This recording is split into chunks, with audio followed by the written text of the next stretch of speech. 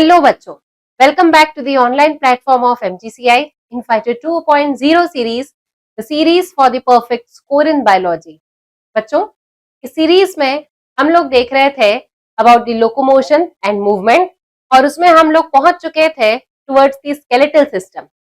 Skeletal system में axial पूरा complete हो चुका था, appendicular skeleton हम देख रहे थे.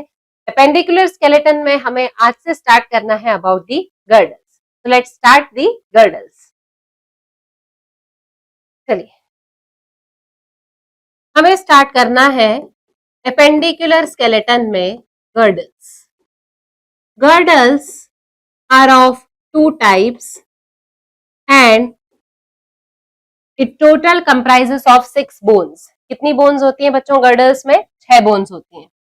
अब गर्डल्स जो है इन्हें हम दो कैटेगरीज में डिवाइड कर रहे हैं, दो टाइप के होते हैं. एक होता है पेक्टोरल गर्डल और दूसरा होता है पेल्विक गर्डल. कौन से होते हैं दो गर्डल्स? एक पेक्टोरल गर्डल और पेल्विक गर्डल. पेक्टोरल गर्डल जो है वो अपर पार्ट में लोकेटेड होता है. कहाँ लोकेटेड होता है? अपर पार्ट में. और पेल्विक हमारी बॉडी के लोअर पार्ट में लोकेटेड होता है. Pectoral girdle is for the attachment of four limbs with axial skeleton. Axial skeleton के साथ फोर लिम्स के अटैचमेंट के लिए होता है pectoral girdle. And pelvic girdle is for attachment of hind limbs with axial skeleton. Axial skeleton के साथ में अगर हमें हाइंड लिम्स को अटैच करना है तो उसके लिए हमें किसकी जरूरत पड़ेगी? पेक्टोरल पेल्विक गर्डल की. Pectoral girdle consist of 2 bones in each half. हर एक हाफ में कितनी बोन्स है? 2. कौन सी 2 बोन्स है? Clavicle and scapula. ठीक है. पेल्विक गर्डल में कंसिस्ट ऑफ 1 बोन और उस 1 बोन का भी नाम क्या है? 1 coxal bone in each half of pelvic girdle. 1 coxal bone in each half of pelvic girdle. और वो 1 coxal bone is made up of ilium, ischium and pubis. ठीक है. 3 बोन्स है, इलियम, इस्ट्रियम एंड प्यूबिस. और ये 3 ilium, इस्ट्रियम और pubis तीनों fuse होती है और फ्यूज होने पर एक सिंगल कॉक्सल बोन का फॉर्मेशन करेंगी. किसका फॉर्मेशन करेंगी? एक सिंगल कॉक्सल बोन का फॉर्मेशन करती है ये तीनों बोन्स आपस में मिलकर. क्लियर बच्चों? चलिए let's start with the pectoral girdle. Yes, pectoral girdle. देखिए अब हम यहां देखें सबसे पहले तो each half of pectoral girdle, each half of pectoral girdle consisted of 2 bones. कितनी बोन्स होती हैं? हर एक हाफ में 2 बोन्स. कौन सी 2 बोन्स होती है? First one is clavicle. कौन सी बोन होती है पहली? क्लेविकल. अब क्लेविकल होती कैसी है? क्लेविकल इस तरीके की होती है, ऐसी. ठीक है, एस शेप की, having 2 curvatures. Clavicle S shaped होती है, हैविंग 2 कर्वेचर. कितने कर्वेचर होते हैं इसमें? 2. एक ये और एक ये, 2 कर्वेचर है इसमें. ठीक है. फिर इट इज अटैच्ड. ये अटैच है. किससे अटैच है? Ventrally to sternum. आगे की तरफ में ये स्टर्नम से अटैच है. And dorsally to scapula. और पीछे की तरफ में किससे अटैच है, ये स्कैपुला से। तो ये अटैच रहती है ventrally to the sternum and dorsally to the scapula. ये हुआ पहली वाली बोन के बारे में। अब दूसरी जो बोन है दैट इज द स्कैपुला। कौन सी बोन है दूसरी, स्कैपुला। कैसी है स्कैपुला, लॉन्ग, लंबी है, extended from second to seventh rib, लंबी है, सेकेंड से लेकर सेवेंथ रिब तक एक्सटेंडेड है। लोकेटेड डॉर्सली, पीछे की तरफ में प्रेजेंट होती है। फ्लैट है, ट्रायंगुलर है, फ्लैट है और कैसी है, ट्रायंगुलर है, पीछे की तरफ में डॉर्सली लोकेटेड है, चपटी होती है, ट्रायंगुलर होती है, लार्ज इन साइज होती है, extended from second to seventh rib. Clear है। अब जो स्कैपुला होती है, it has a slightly elevated ridge like structure called as spine। इसके पास में क्या होता है, थोड़ा सा उभरा हुआ स्ट्रक्चर होता है जिसे स्पाइन कहा जाता है। फॉर एग्जाम्पल जैसे हमने ये बनाया है कि स्कैपुला, इस स्कैपुला के ऊपर ऐसा उठा हुआ एक slightly elevated ridge like structure होता है and that slightly elevated ridge like structure is called as the spine. ठीक है। अब ये जो स्पाइन है इसके नीचे एक प्रोसेस प्रेजेंट है। ठीक है, स्पाइन जो है ये slightly elevated ridge like structure है which is called as the spine. ठीक, स्पाइन आगे चलकर एक प्रोसेस बनाता है। ठीक है, स्पाइन फॉर्म्स अ प्रोसेस। ठीक है, प्रोसेस कौन सी बना रहा है spine, that process is called as acromion process. कौन सी प्रोसेस कहलाती है ये, एक्रोमियन प्रोसेस। तो स्कैपुला पर एक थोड़ा सा स्लाइटली उभरा हुआ सा एक स्ट्रक्चर पाया जाता है जिसे स्पाइन कहा जाता है, और स्पाइन जो है वो एक प्रोसेस बनाती है, that process is called as the acromion process. क्या कहा जाता है उसे, एक्रोमियन प्रोसेस। और इसी एक्रोमियन प्रोसेस के नीचे, below the acromion process, below the acromion process a cavity is present. उस कैविटी का नाम क्या है, ग्लिनोइड कैविटी। एक्रोमियन प्रोसेस के नीचे एक कैविटी प्रेजेंट है जिसे कहा जाता है ग्लिनोइड कैविटी। ठीक है, इस ग्लिनोइड कैविटी के अंदर into which head of humerus attach, जिसके अंदर ह्यूमरस का हेड जो है वो अटैच होगा, और जब ह्यूमरस का हेड अटैच होगा then it will form the ball and socket joint. क्या बनाएगा ये बनाएगा बॉल एंड सॉकेट जॉइंट। और बॉल और सॉकेट जॉइंट जो है this will allow 360 degree rotation of our hand. क्या अलाउ करता है ये, 360 degree rotation of our hand.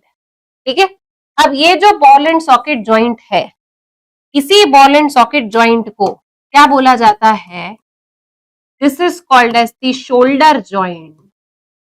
कौन सा जॉइंट है बच्चों, ये शोल्डर जॉइंट है। क्लियर है।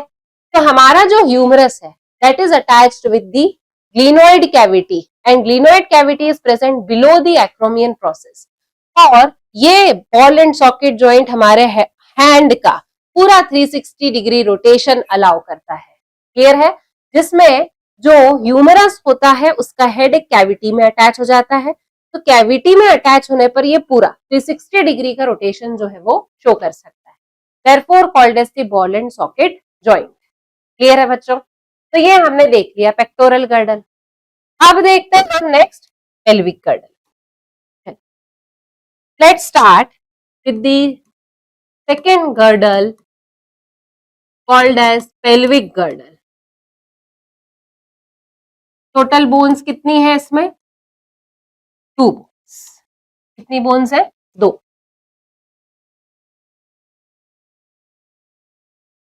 Each half of pelvic girdle consisted of 2 coxal bone. Pelvic girdle का हर एक हाफ जो है वो किससे बना हुआ है? 2 कॉक्सल बोन से बना हुआ है. ठीक है. एंड ईच कॉक्सल बोन, हर एक कॉक्सल बोन किससे बनी हुई है? Each coxal bone is formed by fusion of 3 bones. हर एक कॉक्सल बोन जो है वो 3 बोन्स के फ्यूजन से बनी हुई है. कौन सी 3 बोन्स के फ्यूजन से बनी है? These are ilium, ischium and pubis. ये 3 बोन्स आपस में फ्यूज करेंगी और फ्यूज करने के बाद में क्या बना लेंगी? Ilium, ischium and pubis. ठीक है. फ्यूज करने के बाद में बना लेंगी एक कॉक्सल बोन. तो हमारी बॉडी में half of the pelvic girdle consists of 1 coxal bone and half of the pelvic girdle consists of another coxal bone. ठीक है. अब ये दोनों जो coxal bones हैं, these are attached. Both the coxal bones are attached ventrally. आगे की तरफ में दोनों coxal bones जो है वो जुड़ी हुई है. By the help of one fibrocartilaginous joint. एक फाइब्रोकार्टिलेजिनस जॉइंट की हेल्प से दोनों बोन्स आगे की तरफ में जुड़ी हुई है. And that fibrocartilaginous joint is called as pubic symphysis. कौन सा जॉइंट है? That is called as the pubic symphysis. And this pubic symphysis is partially movable joint which loses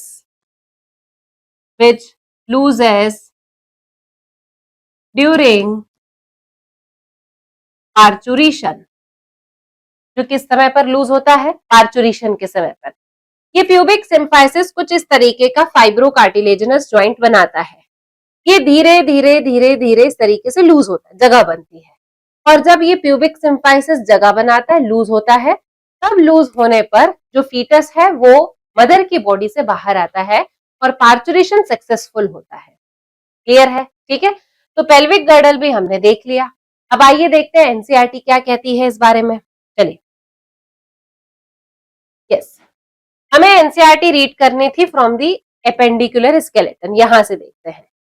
The bones of the limbs along with their girdles constitute of appendicular skeleton. Each limb is made up of 30 bones. The bones of hand are humerus, radius, ulna, carpals and metacarpals.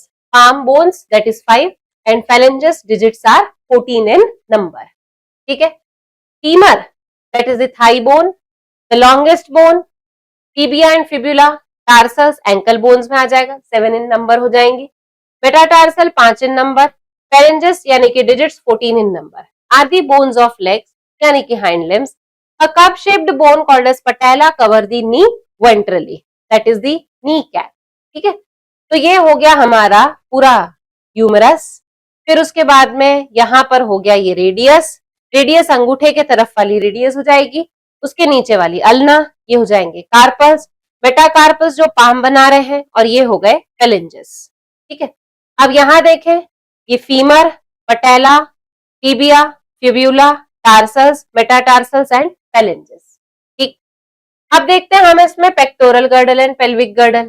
देखिए, सबसे पहले अपन देख रहे हैं pectoral and pelvic girdle bones helps in the articulation of upper and the lower limbs. Pectoral for the articulation of upper limb and pelvic for the articulation of lower limbs respectively with the axial skeleton.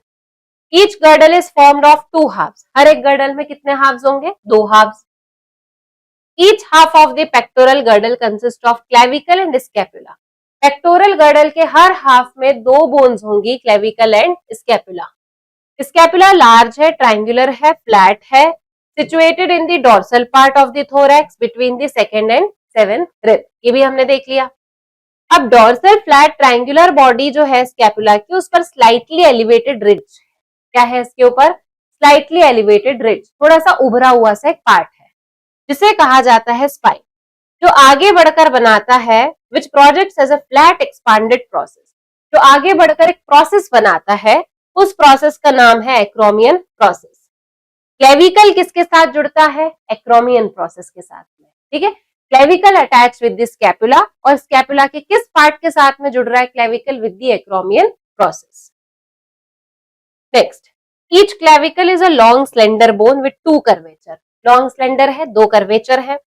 This bone is commonly called as the collar bone. इसे क्या कहा जाता है? Collar bone कहा जाता है, क्योंकि जहां पर हम शर्ट पहनते हैं कॉलर वाला हिस्सा यहाँ आता है, इसीलिए इसे कहा जाता है collar bone. And clavicle is also called as the beauty bone because it enhances the beauty, therefore it is called as the beauty bone.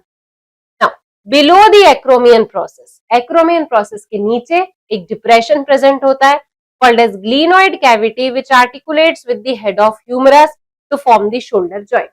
Clear? Acromion process के नीचे एक कैविटी है जिसका नाम है ग्लिनोइड कैविटी. ग्लिनोइड कैविटी के साथ में जुड़ता है हेड ऑफ ह्यूमरस, और ये हेड ऑफ ह्यूमरस जो है वो जब ग्लिनोइड कैविटी के साथ जुड़ेगा तब ये बनाता है shoulder joint. And shoulder joint is a type of a ball and socket joint which allows complete 360 degree of rotation. Next, pelvic girdle consists of 2 coxal bones. कितने coxal bones होती है? 2. Each coxal bone is formed by the fusion of 3 bones, ilium, ischium and pubis. हर एक coxal bone 3 bones के fusion से बनी है. At the point of fusion of the above bones is a cavity called as acetabulum cavity. Yes, very important. जहां पर ये तीनों bones fuse होती हैं, फ्यूज होने पर एक कैविटी बनाती हैं, that cavity is called as the acetabulum cavity. और इस एसिटाबुलम कैविटी में फीमर का हेड जो है वो अटैच होगा. क्या अटैच होगा बच्चों? इसमें head of femur will be attach with the acetabulum cavity. और दोनों तरफ का जो पेल्विक गर्डल है, the 2 halves of the pelvic girdle meet ventrally to form the pubic symphysis containing fibrous cartilage. क्या प्रेजेंट होते हैं उसमें? Fibrous cartilage. देखिए, तो ये हो गया हमारा इलियम, ये है प्यूबिस, ये है स्ट्रियम, तीनों फ्यूज होते हैं. और यहाँ पीछे की तरफ में डॉर्सली बनती है cavity called as the acetabulum cavity. ठीक है, देखिए इसमें ऐड कर देते हैं हम यहाँ पर ilium, ischium and pubis fuse together and forms a cavity called as acetabulum cavity,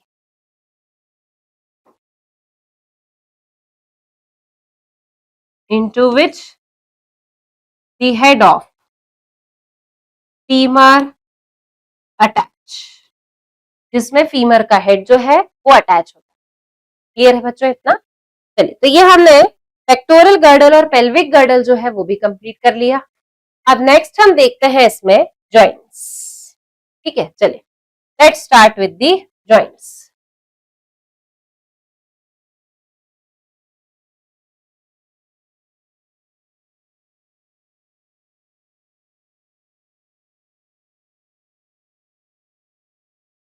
चलिए, let's start the joints.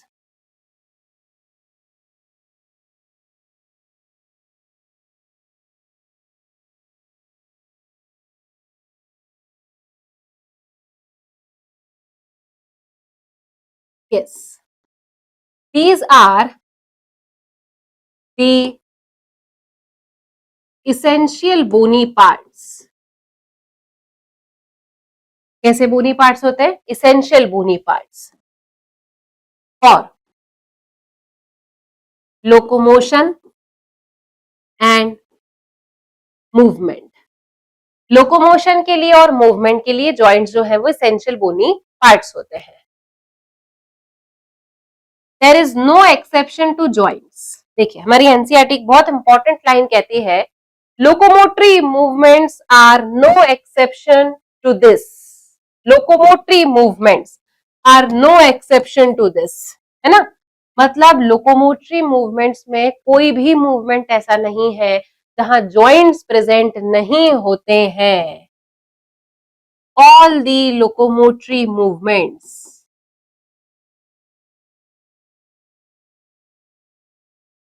consisted of joints. Locomotory movements are no exception to this. कोई भी प्रकार का लोकोमोटरी मूवमेंट जॉइंट्स के लिए exception show नहीं करता। अगर वहां लोकोमोशन हो रहा है मतलब वहां पर जॉइंट्स प्रेजेंट होंगे। ठीक है, चलिए अब जॉइंट्स कहां प्रेजेंट होते हैं? Joints are present between bone to bone and between bone to muscle. कहाँ लोकेटेड होते हैं ये? Between bone to bone and they are also located between bone to muscle. ठीक है, next point,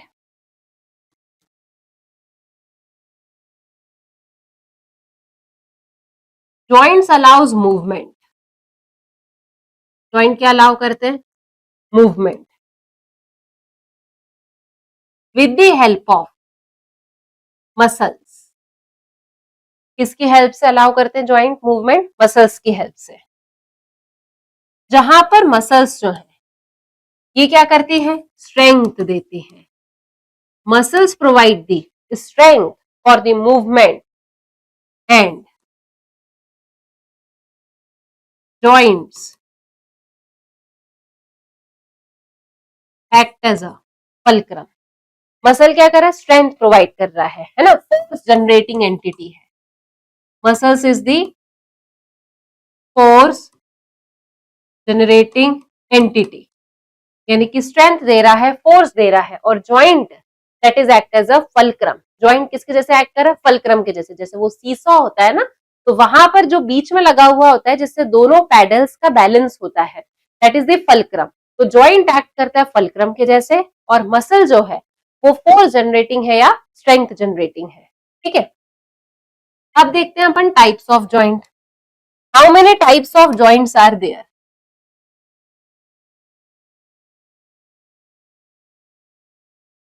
types of joints, there are 3 types of joints. कितने types के joint होते हैं? 3 टाइप के।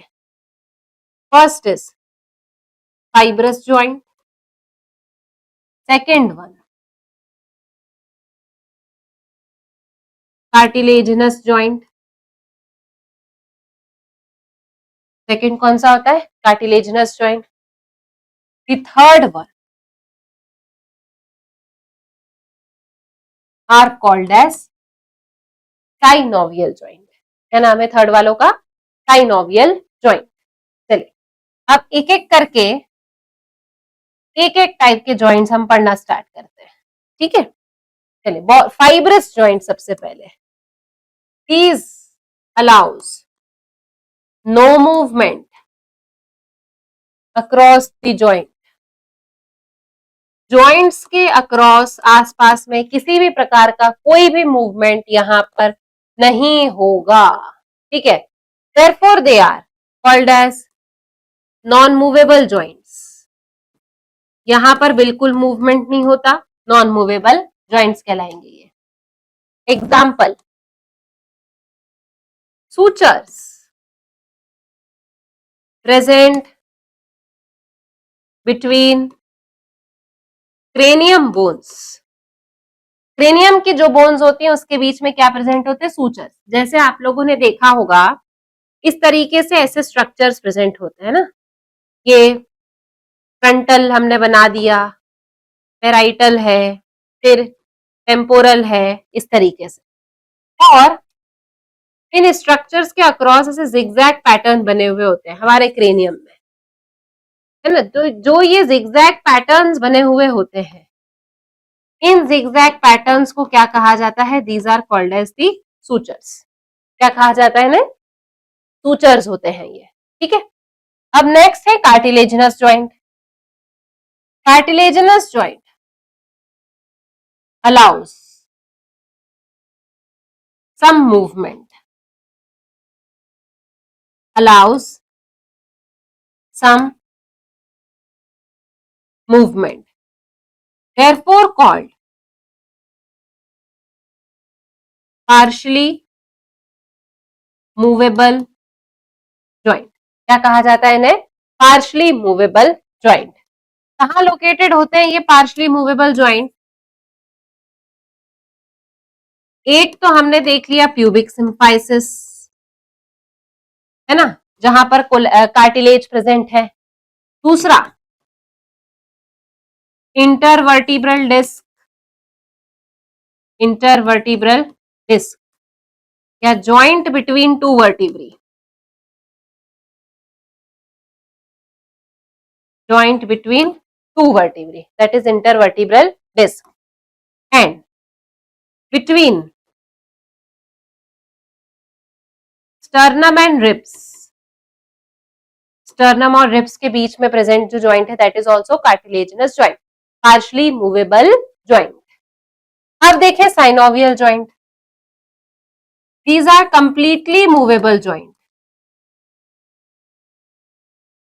completely movable joint, बहुत flexible होते हैं, flexible due to synovial fluid। एक फ्लूइड होता है जिसकी वजह से ये बहुत ज्यादा फ्लेक्सिबल होते हैं। अब साइनोवियल जॉइंट के टाइप्स देखते हैं। देखिए, सबसे पहले तो तीन जॉइंट्स तो मैं आपको बता चुकी हूँ, रिवाइज करवाती हूँ कहाँ बता चुकी हूँ मैं। फर्स्ट जॉइंट मैंने आपको बताया था कॉन्डाइलर जॉइंट, याद आया बच्चों? पहला जॉइंट मैंने आपको कौन सा बताया था? कॉन्डाइलर जॉइंट बताया था।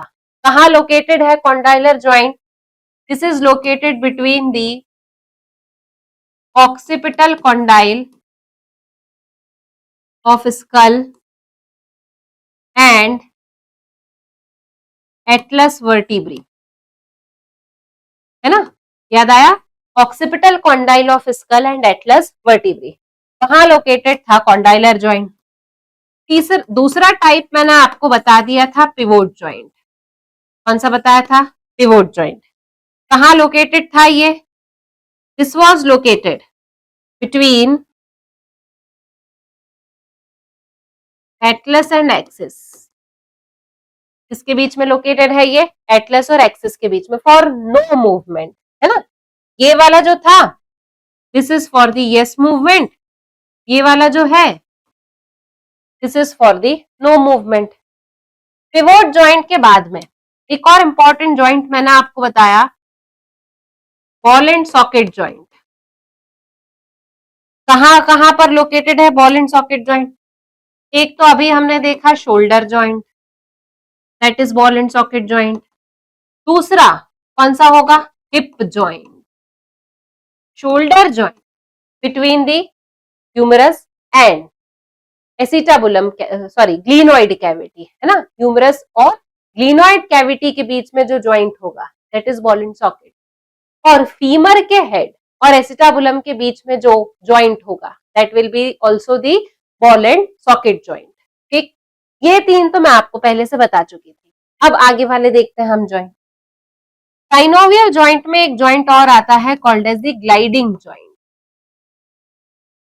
ग्लाइडिंग जॉइंट, जहां पर बोन्स एक दूसरे के ऊपर फिसलती है। कहां लोकेटेड है ये? Carpal and tarsal. कहां लोकेटेड है? कार्पल्स और tarsals, between the carpals and between the tarsals. Next is hinge joint. कौन सा जॉइंट होता है? Hinge joint.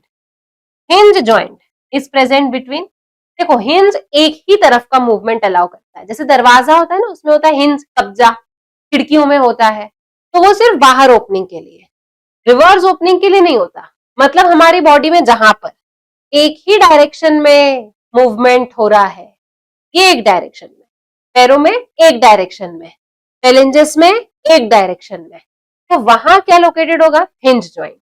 तो hinge joint is present between, क्या प्रेजेंट एज एल्बो जॉइंट, क्या बोलेंगे इसे अपन, एक एल्बो जॉइंट हो जाएगा, एक नी जॉइंट हो जाएगा, और एक होगा interphalangeal joint, elbow joint, knee joint and interphalangeal joint. अब एक लास्ट जॉइंट होता है कॉल्ड एज कॉन्डाइलर जॉइंट। क्या नाम है इस जॉइंट का, condylar joint. This is the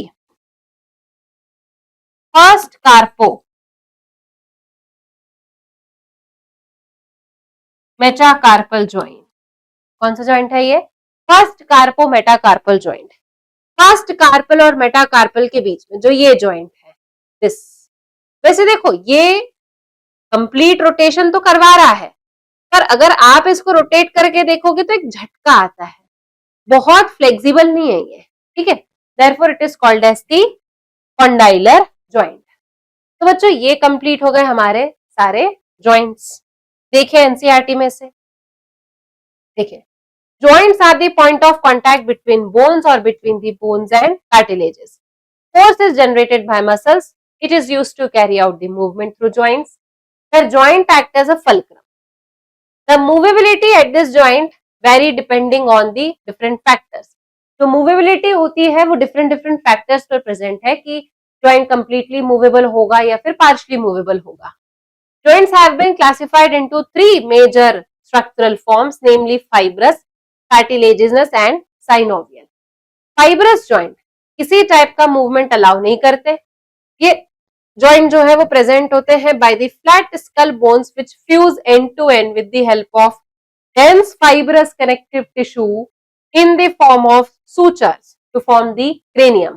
तो जो हमारी बोन्स होती हैं स्कल की, क्रेनियम बोन्स होती हैं, वो क्रेनियम बोन्स आपस में फाइब्रस कनेक्टिव टिश्यू से जुड़ी हुई है, ठीक है, डेंस फाइब्रस कनेक्टिव टिश्यू से जुड़ी हुई है, और डेंस फाइब्रस कनेक्टिव टिश्यूज आपस में इन बोन्स को ज्वाइन करके कंप्लीटली इमूवेबल जॉइंट्स बनाते हैं, ठीक है। Cartilaginous joint, the bones involved are joint together with the help of cartilage, नाम से समझ में आ रहा है कार्टिलेज से जुड़े हुए होंगे।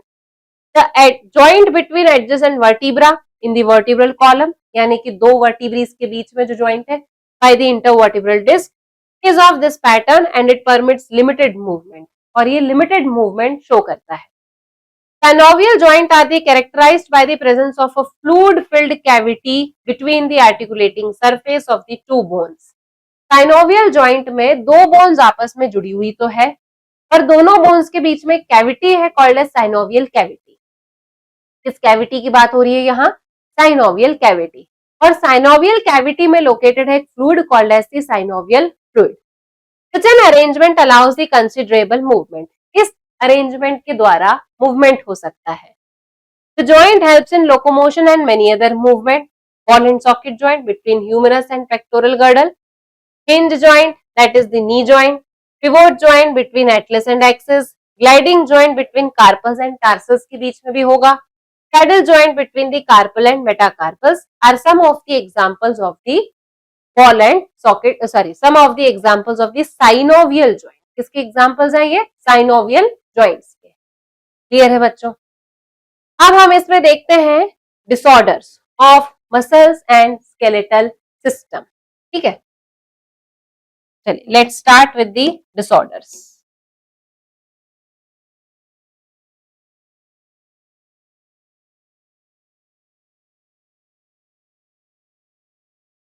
डिसऑर्डर्स, सबसे पहले अपन देख रहे हैं myasthenia gravis.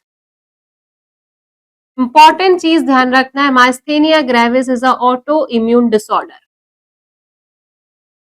Auto immune disorder, ठीक है। अब इस ऑटो इम्यून डिसऑर्डर में क्या होता है? Neuromuscular junction is affected. Neuromuscular junction is affected, ठीक है, which lead to the muscle fatigue, weakening and paralysis।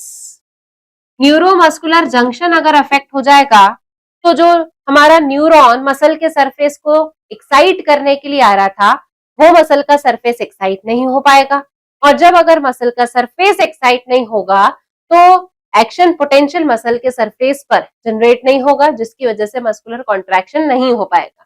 तो मसल थकी हुई रहेगी, फटीग रहेगी, वीकनिंग आ जाएगी और मसल्स में पैरालिसिस भी हो सकता है। क्लियर है? तो ये था माइस्थेनिया ग्रेविस। सेकेंड डिसीज आती है इसमें मस्क्यूलर डिस्ट्रॉफी। कौन सी डिसीज है? Muscular dystrophy. This is a type of a genetic disorder. ये क्या है? This is a genetic disorder characterized by progressive, यानी कि तेजी से, progressive degeneration of skeletal muscles. Progressive degeneration of skeletal muscles. Skeletal muscles का तेजी से डिजेनरेशन होने लग जाता है and that disease is called as the muscular dystrophy. Clear? Next third disease है टिटेनी। रैपिड मस्कुलर कॉन्ट्रैक्शन और called as wild spasm. Rapid muscular contraction और wild spasm due to deficiency of calcium in blood.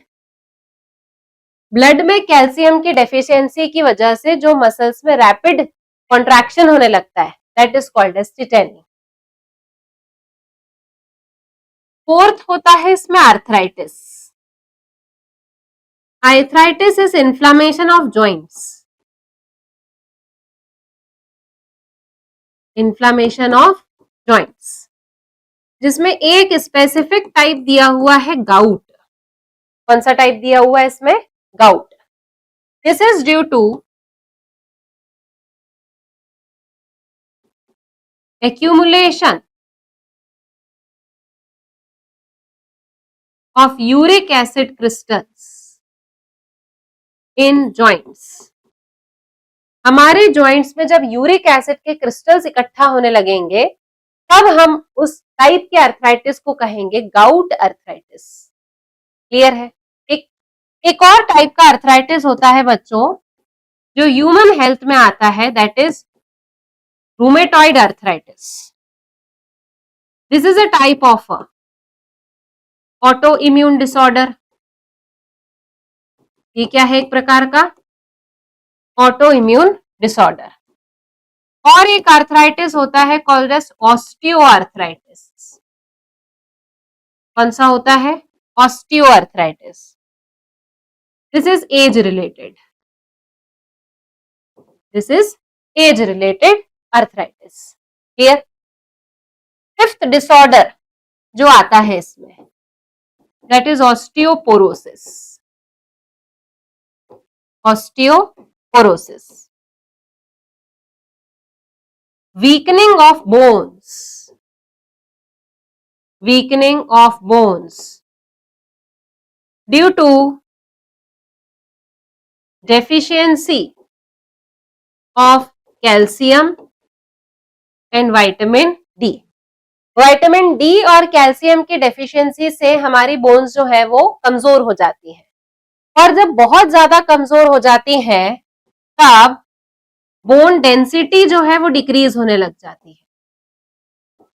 Bone density start to reduce.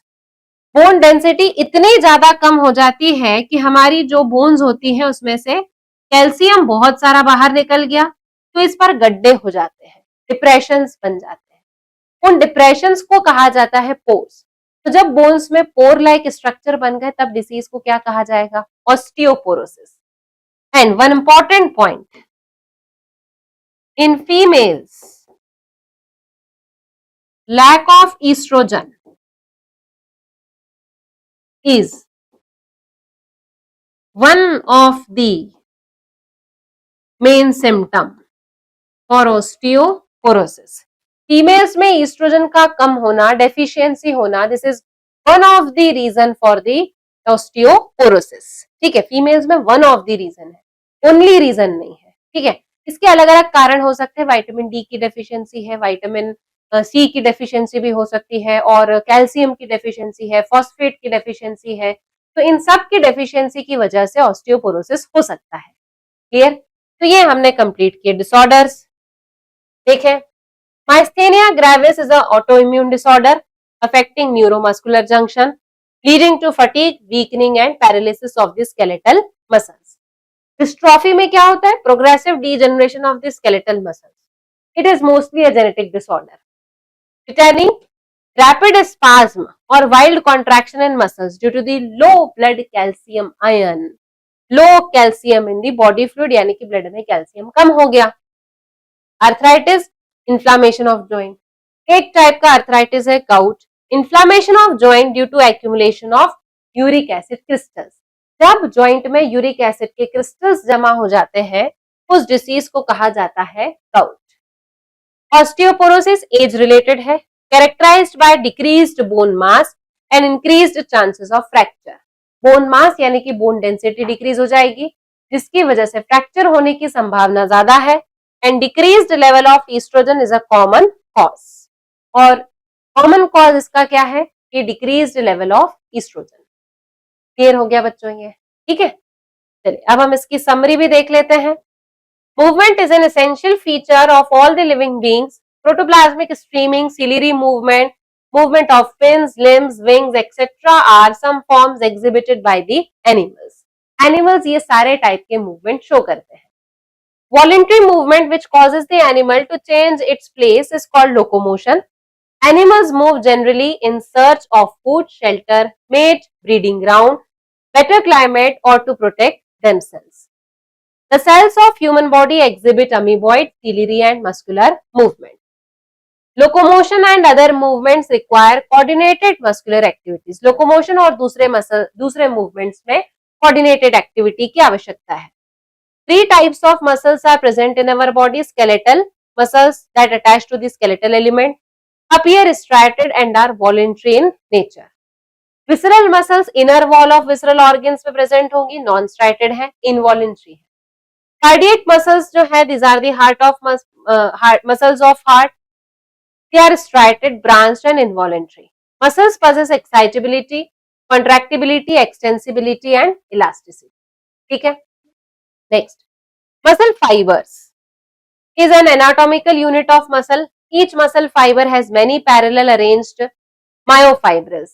Each myofibril contains many serially arranged unit called as sarcomere. Serially arranged unit called as sarcomere, which are the functional unit. Each sarcomere has a central filament on either side of it marked by the Z line. ये सब हम देख चुके हैं बच्चों, है ना? Actin and myosin are polymerized protein with contractility. The active sites for myosin or resting actin filament are masked by a protein called as troponin. Myosin head contains ATPase and has ATP binding sites and active site for actin. Actin के लिए active site, ATP binding site सब किसके पास में? Myosin. Myosin head, a motor neuron carries signal to the muscle fiber which generate an action potential in it. This causes the release of calcium from sarcoplasmic reticulum. Calcium activates actin which binds to the myosin head to form the cross bridge. These cross bridge pull the actin filament causing them to slide over the myosin filament and thereby causing the muscular contraction. Calcium are then returned to the sarcoplasmic reticulum which inactivate the actin and cross bridge are broken and the muscle relax. ये पूरी process किसकी है बच्चों? This is the mechanism of muscular contraction, जो हम बहुत अच्छी तरीके से देख चुके हैं. Repeated stimulation of muscles lead to fatigue. Muscles are classified into red and white fibers based primarily on the amount of red colored myoglobin pigment in them. Bones and cartilages constitute our skeletal system. The skeletal system is of two types, axial and appendicular. Skull, vertebral column, ribs and sternum are the parts of axial skeleton. Limbs, bones and girdles forms the appendicular skeleton. Three types of joint formed between the bones or between the bones and cartilages: fibrous, cartilaginous and synovial. Synovial joint allows considerable movement and therefore play a significant role in locomotion. तो बच्चों ये complete हुई हमारी locomotion and movement की पूरी theory along with the summary. अब कल से हम नेक्स्ट चैप्टर स्टार्ट करेंगे, that is neural control and coordination. इसके जो पीवाईक्यूज हैं वो हम आगे नेक्स्ट चैप्टर के साथ में कैरी ऑन करेंगे. So stay tuned because tomorrow we can start our neural control and coordination. Till then, good luck.